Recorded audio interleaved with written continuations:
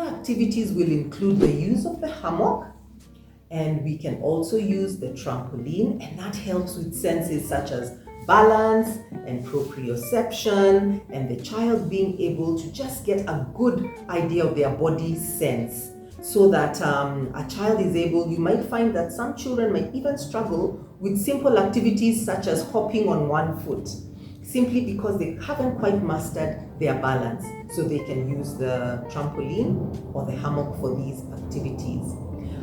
So other activities that help with sensory integration is you might find massage is used by the occupational therapist, so that they learn to feel the sensation on their skin, and they're able to respond accordingly. So an occupational therapist, when they are working with a child concerning their sensory integration, is helping that child understand the stimuli that they receive through their senses and respond to that stimuli appropriately.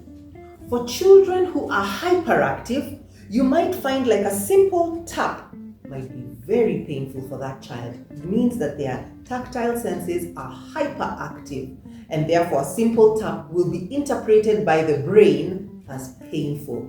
Whereas a child who is hypoactive, they might actually cut themselves but not realize that they have cut themselves, because their senses are dull.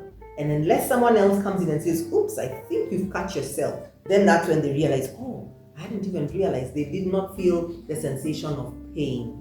And that's why they do need the therapy, so that they slowly learn to interpret the stimuli that they are receiving through their senses and respond appropriately. After all, that's why we have our senses. Our senses protect us, and we learn through our senses.